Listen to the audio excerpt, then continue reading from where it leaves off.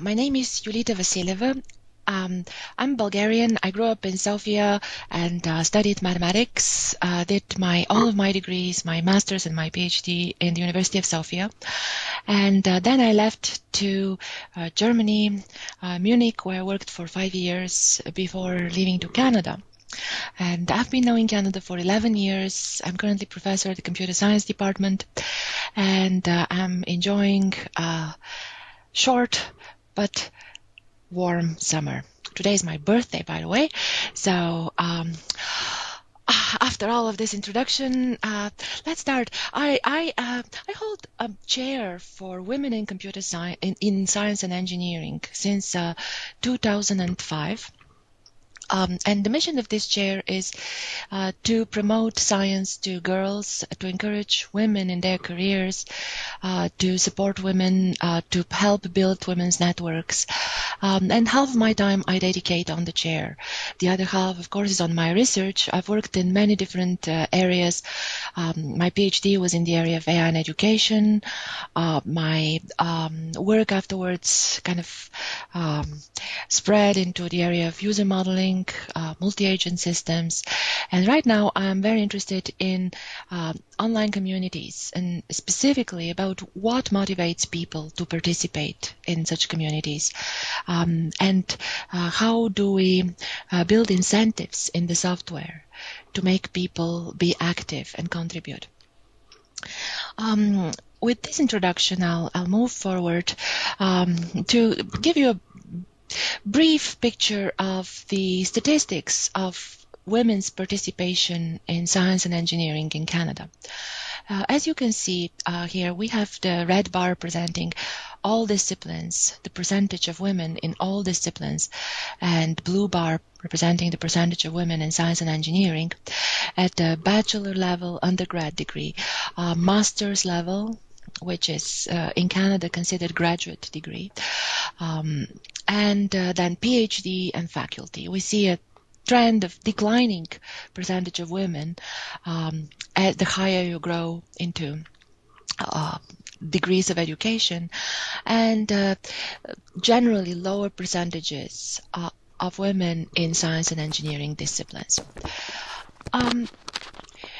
Especially if we focus on the faculty level, we see a similar pattern growing through the ranks in faculty. We see only about 20%, 19% at assistant level position in comparison to 41% in general in all areas, going down to 7% of all full professors are female in the areas of science and engineering, while 18% are full professors, women, in other areas. It's an interesting pattern which happens, it seems, everywhere. If we look at the European numbers from 2006, it's a publication called She Figures, which reports the representation of women in academia and research in all European countries. We can see this pattern, which is called the scissors diagram. Why is it the scissors? Because we see this kind of pattern of first increasing percentage of women, this is the women here, and then quite radically decreasing down.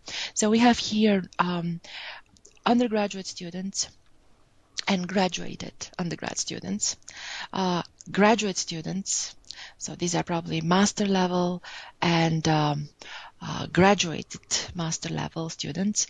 Oh, sorry, I'm wrong. This is the first ISED 5A is master's levels students, and ISCD 6 is PhD level students. So we see the enrolled in master's level and graduated from master's level, then enrolled in PhD level and completed PhD level, and then grade C, grade B, and grade A, these correspond to assistant, associate, and full professor. And we see that the percentages of women are declining However, there is some optimism because we see the graphs from 1999, the numbers were lower, and in 2003, 4 years later, the numbers are slightly higher.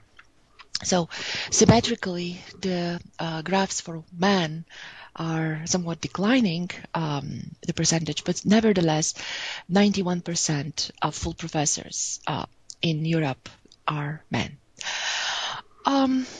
Here is for comparison the Canadian figures for women. Like this, I have compiled them. This is not part of official statistics, and I have taken into account only on the PhD level, enrolled in PhD, graduated from PhD, assistant, associate, and full professors. And we can see that, well, a little bit difference, but generally, like converging to the full professor, the numbers are very similar. Also, the starting numbers of women enrolled in PhD program are similar. If we look particularly at different countries, we can see that full professors in some countries actually are quite a lot. Portugal has 27% of their professors in natural sciences are women. Now, maybe they're all in biology, because we see in engineering and technology, the number of female professors is obviously quite low. The representation of women is quite low, 5%. In Turkey, however, and surprisingly, Turkey, of all countries, there is quite a high percentage of women, 25.7 in natural sciences, 15.6 in engineering technology, which is quite a striking statistics. In Canada, again, repeating the statistic is 7.72, rather low. So there has been explanations for this low representation at higher ranks. And traditionally the explanation is that because historically the numbers have been lower, actually the numbers, the percentages at the professor level reflect what the percentages were maybe 20 years ago, because it takes a long time to grow through the ranks to become full professor. However, while this explanation maybe kind of has some ground in Canada and North America in general, in Europe, I don't believe that this explanation really holds. I come from a country, Bulgaria, where since the communists took power in 1944, there was mandated equality.